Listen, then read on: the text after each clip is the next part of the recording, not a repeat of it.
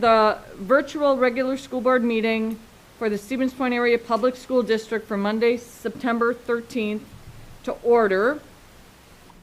And we will note that this is an all virtual meeting on Monday, September 13th, 2021, through the use of WebEx due to district COVID-19 mitigation strategies and other related health and safety factors. Please note that the method in which school board meetings will be conducted, virtual or in person, will be evaluated on a monthly basis in conjunction with district COVID-19 mitigation strategies and other health and safety factors. We will continue to live stream all of our open meetings on YouTube. We are providing public access to our meeting this evening through live stream. We also have the ability to accommodate specific needs of members of the district who are unable to access the virtual remote meetings. We will move into the meeting opening and roll call. Carlin, could you do the roll call and verification of quorum, please? Mr. Mansky. Here. Ms. Va. Here. Mr. Pope. Here. Ms. Portson. Here. Mr. Wade.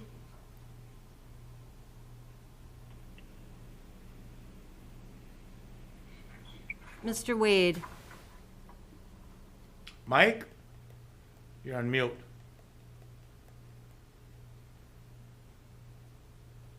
Okay, well, we know Mike is there. Ms. Scott. Here. Mr. Ebel. Here. Ms. Rano. Here. Ms. Erler. Here. We will have someone reach out to Mike to make sure you're connected. We will move into 3, which are Pledge of Allegiance.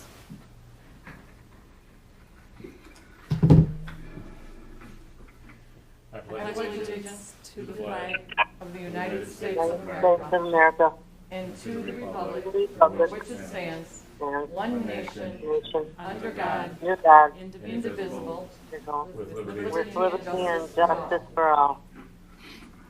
We will move into item 4, which is public comments.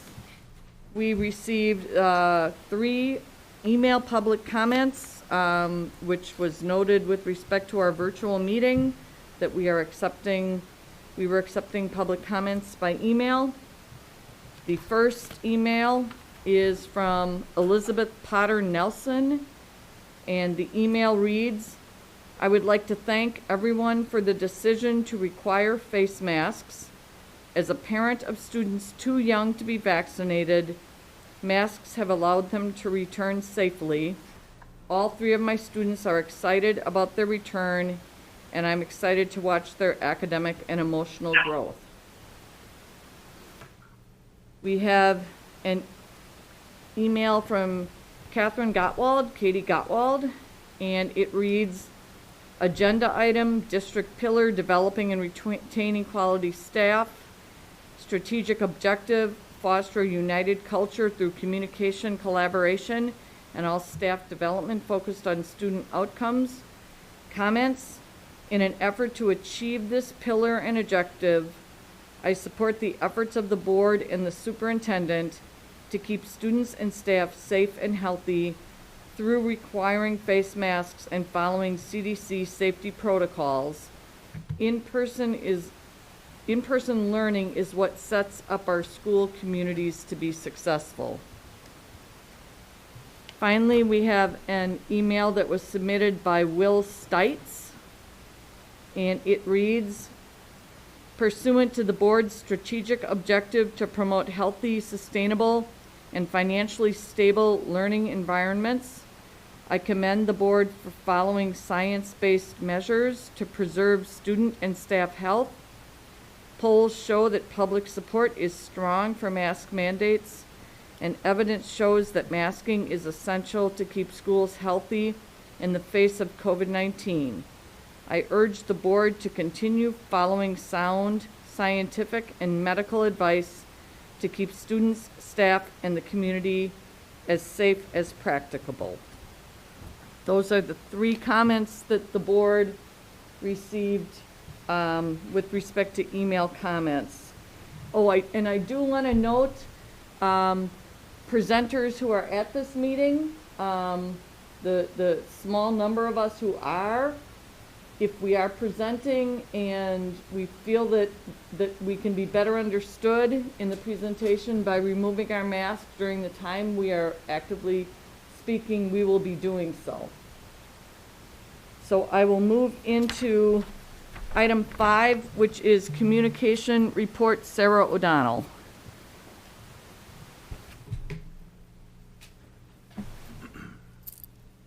Hi, thank you. Hi, Sarah. Included in your packet this evening is an updated communications dashboard, new school year, new dashboard. I've included a lot of the same information for you, but also want to dive just a little bit deeper into some of the data. So that top view is still traditional media. So we're looking at TV, online print, considering how many times we've seen media coverage, and then what that impact was across audiences. AVE is advertising value estimate for those who are a little bit newer to this dashboard. And again, we're looking at if the district had gone out and tried to purchase the amount of media, that is the estimated cost. It's a guess, it's not, necessarily a real number, but tries to give an idea of the value of that effort. The next box is digital media. So here we're looking at Facebook pages, Twitter pages, Instagram. There are 2 Facebook pages. The first one is all 28 of the district's kind of more official pages. And then the next one is just the district channel. So here again, we're looking for impressions, which is how many times someone has seen the content that is put out on that channel. Engagement, so how many times an audience has taken, has looked at that. And then for links, content that includes a link, how many times was that clicked on? So how many times did we get a conversion? Below that, I wanted to introduce you to some tagging that I've been doing in the background with our content, looking at our outbound messaging. So really trying to track what are we talking about on a consistent basis to our audiences. And then comparing that to our inbound messaging. So what topics are they giving us back that maybe we need to address further, or see if we need to include that more in our communications. So the yellow boxes highlight things that we aren't necessarily pushing out, but that are really coming back to us. Below that, owned digital has not changed, just the look of that has changed. So that's views and engagement on kind of really our owned e-newsletters, web, mobile, stuff that we really have a lot of control over. And then project highlights, I just wanted to draw your attention to some things we did in August, including the Better Together internal and external video launches. We did put together a new kind of bottom hashtag logo for the year for anyone who's interested in using that Better Together messaging. And then I'm starting up some mini sessions. I'm really excited for those, kind of to run staff back through just a quick 15-20 minutes of here are some tools and tricks and tips for you, and then we'll be relaunching some branded student highlights, staff highlights, and social content for the year. And I'm happy to take questions. Do any board members have questions for Sarah with respect to the dashboard? Sarah, I do have a question. Does this information, other than our parents, does this go out to the community at all? Do they have access to this dashboard? Can you repeat who you would like to have access to the dashboard, Chris? Yeah. Other than the parents, and do people in the community have access to the dashboard? They'd have access if they wanted to go ahead and click in through the school board meeting. This is really an internal document. It's a way for me to track whether or not our efforts are successful, if we're getting the outcomes that we want to see. All of the communication strategies tie back to those 4 pillars. So I'm tracking, you know, are we focused on recruitment for posts? Are we focused on, you know, are we telling staff stories? Are we telling student stories? Are those for the purposes of student engagement? Are they strictly for the purposes of updating? What channels are we using for what communication? So it's a little in the nerd weeds for those who aren't kind of into that. But I do feel it's important for the board to have an idea of kind of that, you know, there is some strategy and tactic behind what we're trying to communicate out, you know, to all stakeholders, you know, not just parents, students, staff members, but community as well. Okay, thanks, Sarah. Rob, do you have a question? Yeah, quick question. It looks like there's an increase across the board from 2020. Is there any indication as to the reason for such an increase? Is it more messaging, better messaging, more people are engaged? Is there any thoughts as to why that's happening? Consistency would be one piece of that. So being a little bit more deliberate with channels and messaging. I would say also it's trying to tailor some of that. So the same post that we'll have on Facebook is not necessarily the same post we'll have on Instagram. It might be similar content, but tweaked a little bit just based on audiences that we know are there. Other than that, I would, you know, it's great to see those up arrows. They will come down, right? That's just, it's also a function of back to school. It's a time when a lot of folks are engaged. I'd also say some of the engagement that we're getting right now, we might not necessarily consider to be positive engagement. I would say the same for the media coverage above, right? So not all of that engagement would be something that I would classify as something we'd necessarily want for those channels, but it is happening and needs to be captured and addressed. Okay, thanks, Sarah. Yeah. Any other questions or comments from board members with respect to Sarah's present? All right, thanks, Sarah. Thank you. All right, we will move into the superintendent's report. First, I'd like to recognize board member Mike Wade for reaching WASB level 2 in terms of professional development. Thank you, Mike, for your continued interest and leadership in school board activities. Additionally, the WASB Region 5 meeting, many of you have been or attended in the past, is Wednesday, October 13th at the Holiday Inn in Rothschild. If you are interested in going, get a hold of Carlin. I believe there's one person that signed up.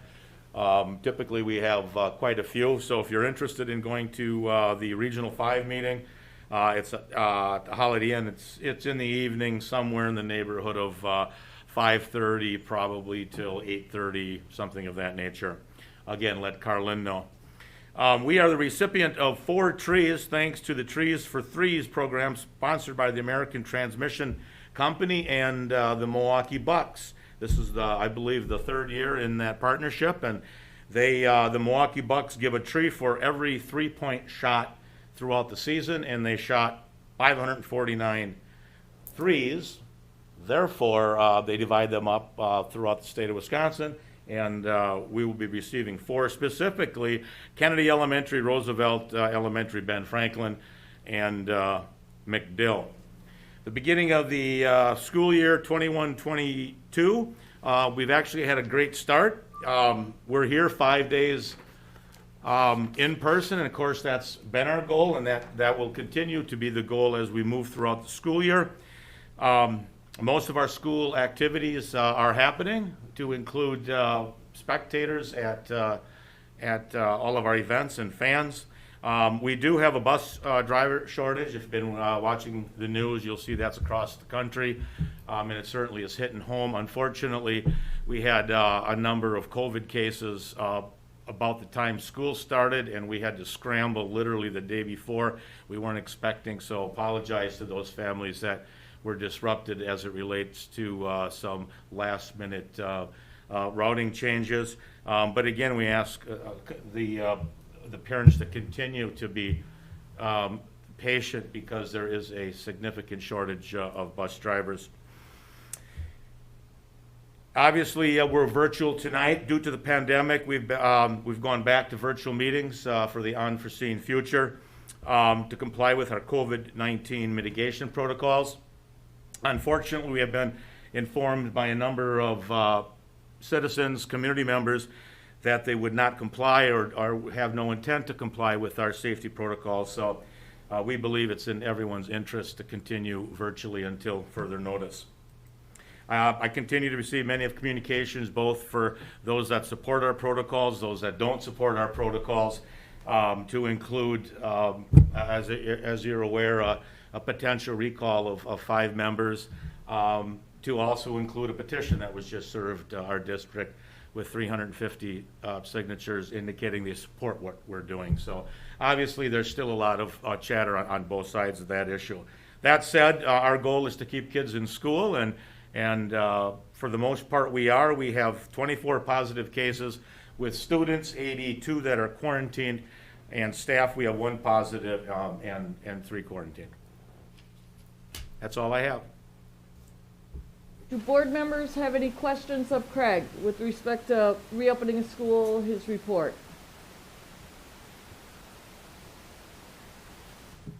No. I see none. I have just one question. I know Boston School Forest was wound up with some damage at the last storm. Could you just bring the board up to date on that? Yeah, sorry, I missed that. That's fairly significant. Unfortunately, the Boston School Forest saw a significant storm, and the home within the on the property was struck with lightning, and has significant damage. I haven't read the official report. It's likely to be totaled, and of course we have a staff member that's living there. There will be the high school's starting a fundraiser for that particular person that lives there, and of course we'll have to take some time to step back and decide what we're going to want to do with that piece of property. However, that said, I was in the property a couple days after the lightning struck. In terms of where people were standing, we're very, very fortunate that all we had was a building that burnt down. So it's very serious, but it could have been much more serious than a building. All right. Thank you, Craig. We'll move into the consent agenda. Our consent agenda tonight includes the minutes of the prior school board meeting for August 9th, 21, the approval of the schedule of monthly bills, and employment recommendations. I'm looking for a motion to approve the consent agenda. Do I have So one? moved. So moved. So moved by Scott. Do I have a second? Second, Jeff. Second by Jeff Ebel. Any discussion or questions on the consent agenda? All those in favor, I will have Carlin call the roll due to the monthly bills. Mr. Wade.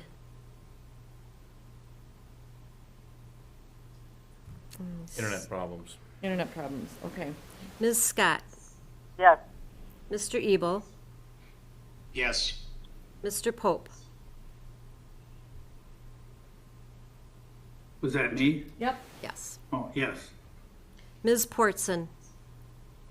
Yes. Ms. Rano. Yes. Ms. Va. Yes. Mr. Mansky. Yes. Ms. Erler. Yes. Okay. That was 9 to internet problems. And we will continue to work with Mike Wade. He is having some internet problems at his end. Going in and out.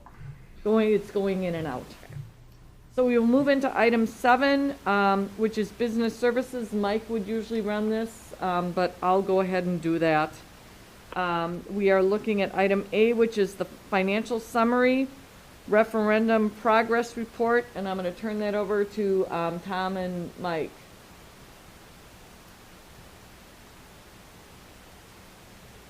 Can you hear me okay?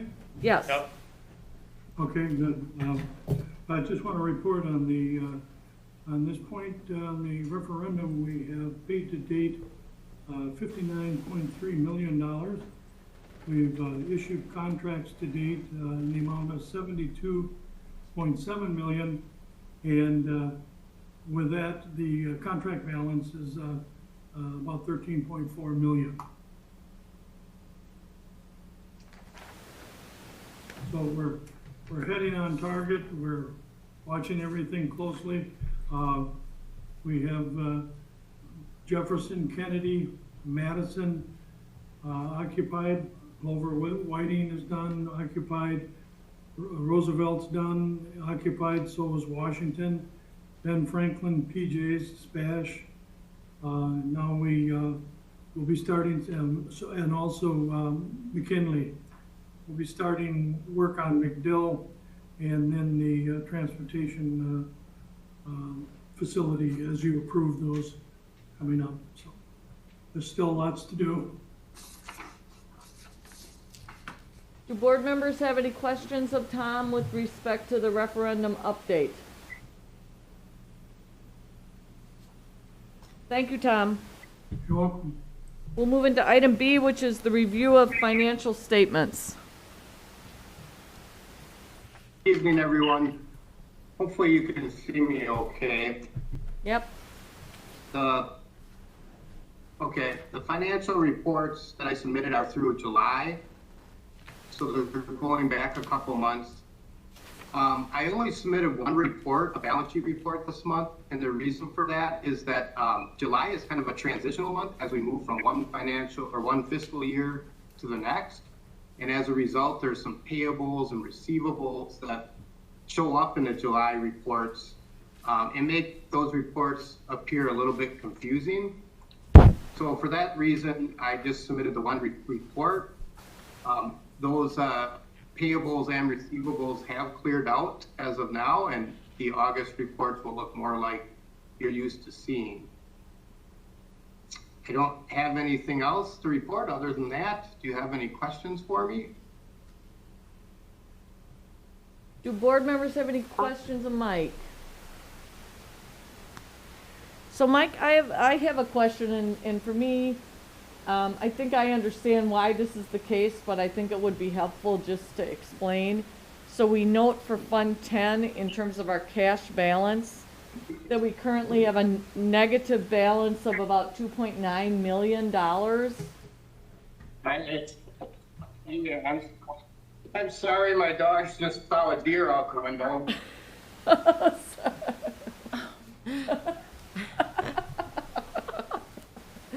Okay. Are you asking about what I mean by receivables and payables? No, I'm asking about the balance sheet highlights where you note that Fund 10 currently has a negative balance of 2.9. Oh, for cash. Correct. Can you just, again, I think we as a board understand that, but you read that and you wonder what the heck is going on. So could you just explain that?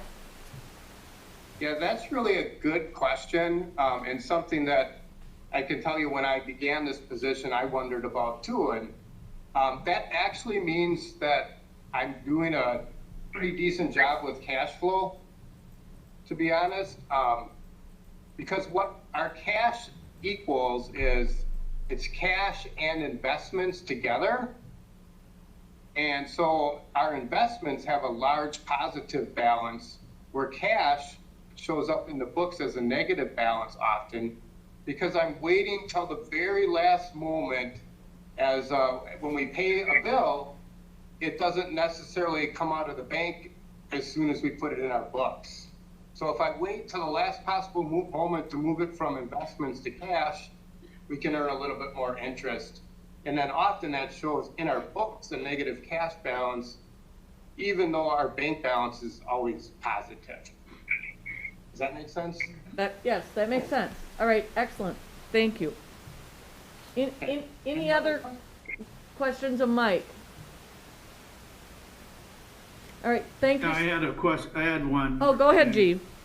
In regards to that Fund 10, what I see that at the bottom of that page in reserve, it says district's fund balance is 21 million. Is that a different fund? Are we talking about the same fund there? The fund balance of 21 million is where the fund balance was at the end of July. Okay. So if you look at where it starts out, where it says beginning of the year, that'll show like 24 million something. That's the end of June. So that fund balance fluctuates a lot over the course of the year. There's 2 times during the year when it gets really low. It gets actually gets really close to zero. But in June is when it's kind of at its peak. And so if you look at the beginning balance, you're seeing the June ending fund balance for that year. And that was negative? No, that was 24 million something. Or Fund 10 and then the fund balance, are they 2 different funds, or are you referring to 2 different funds, or this? No, the fund balance, I'm moving back in my house now the deer are gone. Sorry about that. The fund balance is the equity in Fund 10. There's also a fund balance for every fund that we have out there. Fund 21 has a fund balance, Fund 27, etc. It's just the equity at that point in time. So what, I apologize if everybody knows this, I don't. What balance is a safe balance to keep throughout the year so that we don't go in the hole? Well, DPI does not provide us with that. They don't tell us what fund balance we need to keep. So we rely on our auditors and also board policy on how much we want to have at that point in time. So in June, that's why we tend to look at it in June. It's hard to say, G, but the goal of it is that we don't have to do any short-time borrowing. So when we hit those low points during the year, if we go below zero in that fund balance, we may have to borrow in the short run. And anytime you do that, you have to pay interest, and there's an extra expense that we wouldn't have had otherwise. So we try to maintain a fund balance that prevents us from short-term borrowing. And so far, in the little bit of time that I've been doing this, we've avoided that, and I think we historically have avoided short-term borrowing for some time. Can I jump in? Can you hear me okay? Yeah. Yep. Yeah. We do have a board policy that spells out that we will make sure we have a fund balance not less than a figure in the lower 20s. I can't remember exactly, 21% or so. There is no fixed number that fits all school districts and all sizes and all businesses. It really is a matter of many factors that come to play. But just very generally, if we're holding around 24%-ish, that's a number where usually we don't wind up in the hole or during the year. That's a pretty solid number usually. It can vary, but is that what you're after, G? Yeah, I think so. I'm sure it matters when you look at the balance too, but on the whole, I'd say anything over 20 million is what you're saying is a safe amount of money to have. Certainly in the mid 20 millions for our size district. Of course, that varies by district, but so that's why we kind of go by a percent rather than a dollar amount, but something around 24%, 25%. The fund balance is not a fixed number. That changes almost daily because it's a byproduct of the difference between assets and liabilities. So as we pay bills or get invoices, that number goes up, goes down and changes as it drops and then it comes back up.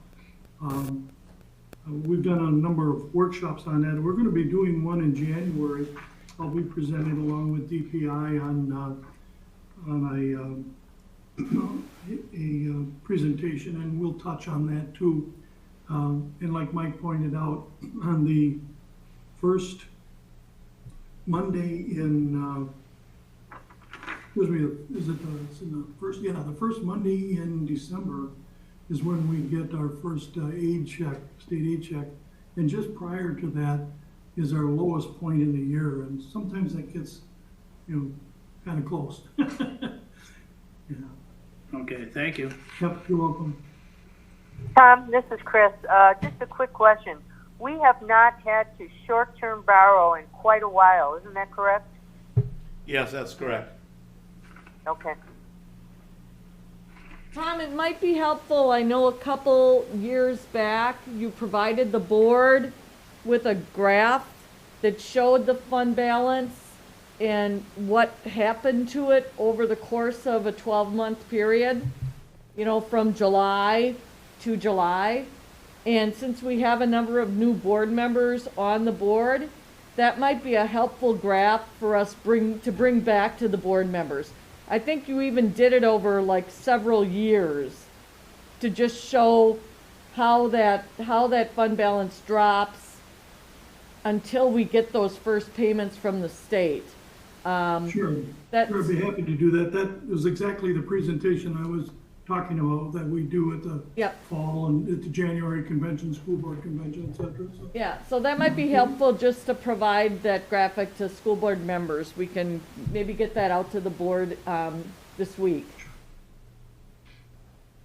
Yeah, I can present it at a board meeting. It might be a little easier to provide some explanation, because just to throw the chart at you might be not fair. All right, well let's plan on that for next month. As part of, maybe as part of this present on the financial statements. That would be helpful. All right. No problem. Excellent. Any other questions of Tom or Mike with respect to the financial statements? Hearing none, I will move into item 9, which is educational services. A is the 2021 summer school report. And I believe we have Darla Panaski and Jen Melville here to provide us with information on that. Yes. Hi, everybody. Hi, everybody. So with summer school this year, we were able to kick things off and get students back into the buildings. Due to construction, along with a few other things, we had to realign again this year. So we had to use buildings that were available to us. So this year we realigned, and kindergarten through 4th grade was held at MacDill, Washington, and Roosevelt. Kindergarten through 6th grade was held at Kennedy to be able to include all of those students. Grades 5 and 6, along with youth and college through UWSP, were held at Plover Whiting, and all secondary 7 through 12 was held at SPASH this year. So we're going to continue to look at that and continue to look at what buildings are available for us next year. One of the key highlights this year was that transportation was expanded to all students. Previous to this, it was only available for students pre-K to 8th grade.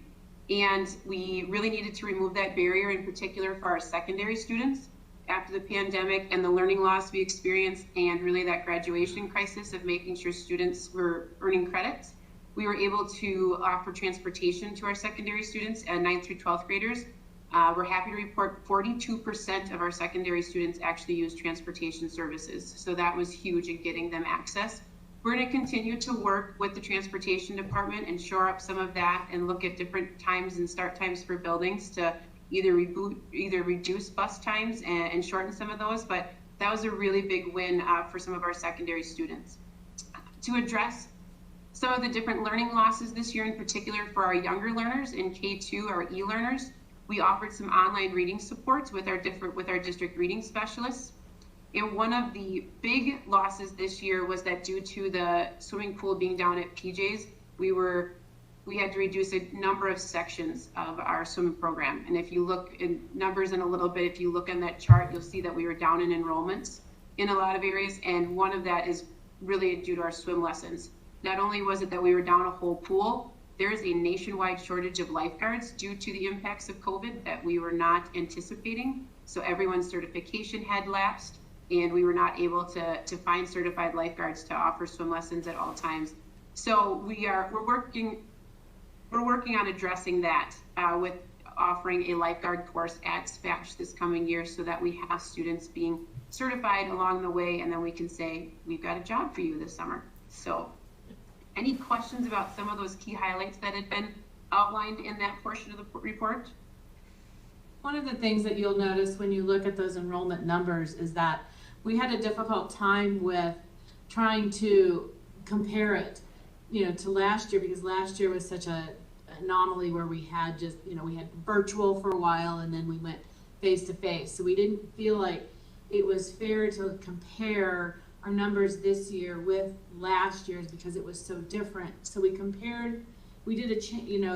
compared from 2019 to 2021. So you'll see that the comparison's a little bit different than what is typically reported out with our summer school report. In addition, some of the comparisons were a little bit difficult. We were definitely not only limited with the changes with the impacts of COVID, along with some building construction things, but really we had just a hard time also being able to hire staff. And that was really because a lot of staff really needed a break. Last year was really trying on our staff, and so they needed the time away this summer. We graciously thank those that agreed to help us out this year. There were some who at the last minute agreed to come on board, and we appreciate that, but also understood that they needed that time to kind of recharge and rejuvenate their batteries. So we're looking forward to doing some different things with some staffing that Darla will allude to in her portion a little bit later on. Enrollment in the upper grades was definitely significantly impacted by COVID last year with the amount of e-learning that students were doing and the amount of time they spent on the computer. A lot of parents just said they needed time away, they needed time to be kids and to do other things. So a lot of them took a break as well. Any questions about that part? Do board members have any questions about the numbers? So I guess just looking at it, for me, the bottom line is that we had 1,200, a 1,200 drop is swimming, and then we clearly had about 1,000 drop with grades 5, 6. I mean, that. Yes, and when we look. Go ahead, but that accounts for almost 2/3 of the drop we saw. Yes, absolutely. And part of that is at that time, one of the things that we're also finding out as we continue to go through this, 2 years ago in programming, almost 3 years ago in programming, students were signing up for a lot of multiple classes, so they were enrolled in multiple things at the same time. And so because we couldn't enroll and we didn't have the staff to run all of those things, students couldn't be multiple, to have multiple classes going at the same time. So they might have been enrolled in a class during the morning, but then they were enrolled in some of our camps in the afternoon. We just couldn't do some of the things that we had done, like, the mindfulness camp in the afternoon and other things like that. So we're hoping next year we'll be able to implement some of those programs again, and we're going to be reaching out to staff, as Darla will talk a little bit, and seeing what other things we can kind of add to that catalog to bring those numbers back up. Do any board members have any questions about the report with respect to summer school this year? I did have a question. When will you get some feedback from parents regarding summer school this year? Chris, I just want to make sure that I heard you. When will we get feedback? Yeah, when will you get feedback this year? So we've been taking feedback from parents and really talking to parents all along in regards to different things. Are you asking about more of a formal survey and different things like that? Right. Well, normally you do a survey. Yeah, and this year we have not done that yet. Okay. Any other questions? I'm sorry, Rob, I just kind of grabbed this since I'm here and you're virtual, so. That's fine with me, not a problem. Okay. We'll move into Summer School Plan 2022. So based on our experience with the changes of 2021 to that program, observations, discussions and feedback from students, ongoing feedback from parents and staff, we want to recommend continuing the K-12 summer school program as is, but with some changes for 2022. We want to reassess the 3-week course offerings due to state reporting requirements for transportation. One of the things that we found out this year was the fact that in order for transportation to count that student as a number, they have to have been in attendance or riding the bus a minimum of 14 days. And in if it's a 3-week program, because we go 4 days a week, that's 12.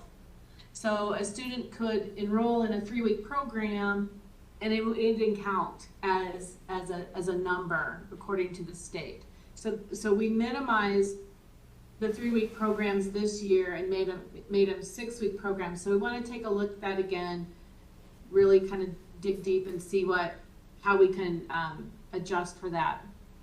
We want to reassess course fees aligned with the DPI fee spending requirements. We want to survey staff to develop new course offerings. One of the things that we have talked about is we want to work with human resources to hire staff prior to students' enrollment into courses right now, and it's been practice for the last several years that we have students and we have this course catalog, which is beautiful, and all these courses, we have students enroll, and at the same time that they're enrolling, we hire staff. What we found out this year especially was that staff was finding something else. Either they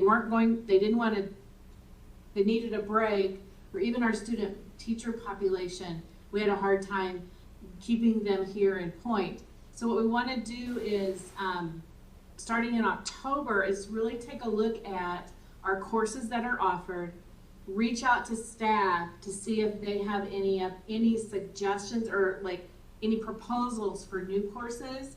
And we want to hire staff before we send out that catalog and do enrollment. So based on hiring, this is what we can offer, because we know that students and parents were disappointed this year when there were classes canceled due to either low enrollment or we couldn't get them staffed.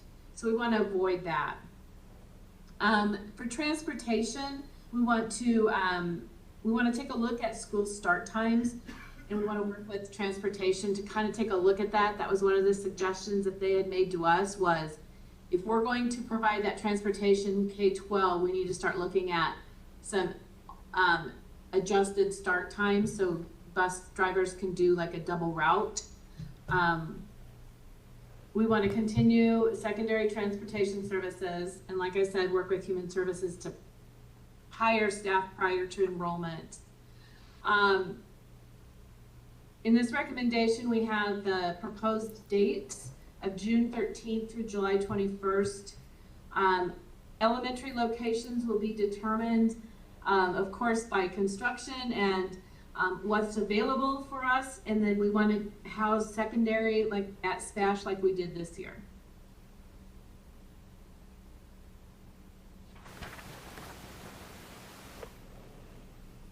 So are there any questions with respect to what's being proposed for summer school for next year? I had a question.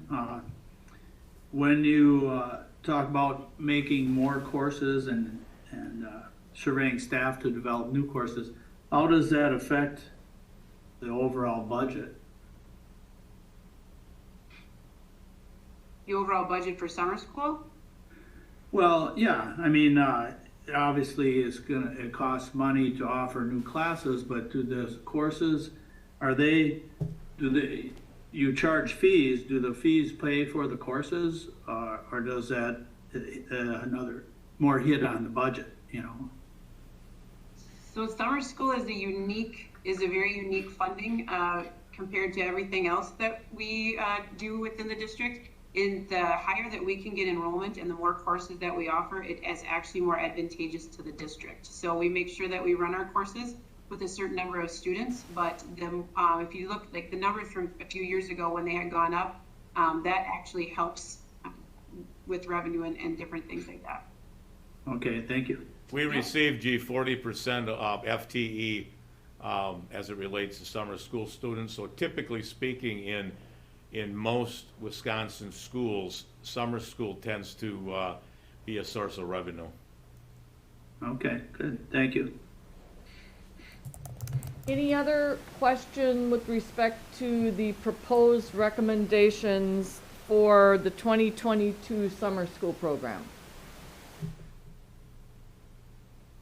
Hearing none, I would be looking for a motion to approve the recommendations for the 2022 summer school program as presented. So moved. That's a motion by Mansky. Do I have a second? Second. Who did I have? Judy was the second. So I've got a motion by Mansky, a second by Rano for approving the recommendations as presented. Any discussion or questions on the motion? Hearing none, all those in favor with aye. Aye. Aye. Any opposed with nay? So the motion carries. So we are moving into 13A, which are our future meetings, and our next meeting will be set for, the school board meeting will be set for October 11th. Our next committee meetings are tentatively set for October 4th. As we noted at the beginning of the meeting, we will be continuing to monitor whether we as a board will be having virtual meetings or in-person meetings, as well as whether we will be starting up committee meetings as we move into October. So we are now moving into item B, which are school board goals 2021-2022 and our operating protocols. We as a board had discussed these at our retreat this summer, and we had a group of 3 board members who were just taking a closer look at the protocols. And so I guess I'm going to turn that to you guys to tell us if you have any recommended changes with respect to the protocols that appeared in the packet. So that actually looked pretty good. The only one that there was discussion really around was item 7, changing the term endless discussion to repetitive discussion. So I'll let Ann or Jeff talk if they have anything else to add. So I guess I would be looking for a motion from someone with respect to approval of the those protocols with the one change as presented. So moved. I have a motion by Scott. Do I have a second? Second, Jeff. Second by Ebel. So there's a motion and second to approve those protocols with the change from endless, the term endless, to repetitive. Is there any discussion or questions on that motion? Could I ask a question about one of the other protocols at this time? Yes. Okay, number 17, the board will address its behavior by yearly self-evaluation. I don't believe we've done that in the time I've been on the board, and I understand why. We've had the big gorilla in the room is COVID, but if we're going to put it into our protocols, then I think we'll have to find some way to do that. Yes, you're exactly right, G. And we have done that up until the last basically year, year and a half. So we will look to, we do have a survey that we had been doing annually, and we will make sure that gets done this year. During this school year? During this school year, yes. Okay. We typically did it we did it in March, so that we had the school board that had been present during that year be present to evaluate it prior to any changes in the board. So I think it'd be useful, since we haven't had one for a while, then to schedule one for March to make sure we barring any other unforeseen circumstances, get to do that. Yes. Thank you. Okay. Any other questions with respect to the protocol and the motion? No, just thanks, Chief, for bringing that up. All right, all those in favor with aye? Aye. Aye. Aye. And opposed with nay? Motion carries. The other item is with respect to school board goals. Typically, we as a board have waited until we approved the superintendent's goals. We did so. Those are in the packet. They are support the cabinet through COVID-19 remediation efforts, learning loss, social and mental health, and budget development. The superintendent's second goal is support the transition and work of the EDI coordinator. Goal 3 is lead the district through a strategic planning process. My suggestion this year, in light of everything else that we are dealing with, is that we as a board consider mirroring the superintendent's goals in terms of supporting the superintendent and administration in implementation of those goals. But I'm opening that up for discussion. One thing that I'd like to bring up is the number 2, the support and transition and work of the EDI coordinator. I know we were going to do that, but of course things got in the way. And I'm wondering if there's, because he's been, you know, I think he started in July or something like that. Well, we hired 2 people. And I haven't met them. I think we'd all like to meet them and have, you know, a training session if we could do that in person or online. If there's some way that we could do that, I think that'd be helpful to do it sooner rather than later. We will be doing that, G. We also had some trainings that started last year with Lindsay Bernhagen.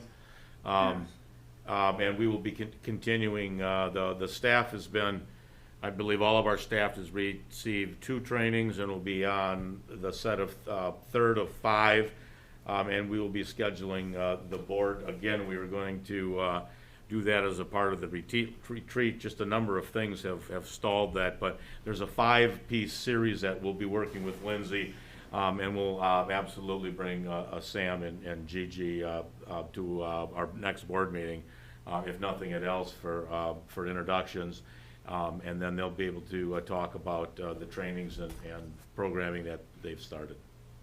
That'd be great. I would ask that if they come to the board meeting to meet everybody, that maybe we could have some dates set by then so they could, you know, have some concrete stuff to start us working on, something like that. Got it. Any other comments from the board with respect to board goals this year?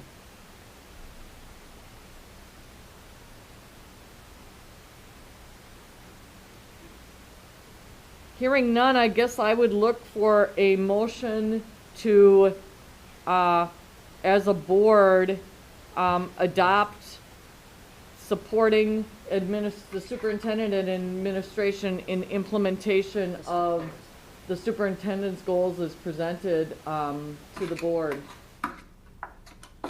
So moved, Judy. That's a motion by Judy. Do I have a second? Second, Wade. That's a second by Mike Wade. Any discussion or questions on that motion? All those in favor with aye? Aye. Aye. Aye. Any opposed with nay? Motion carries. So now we will be looking to move into closed session.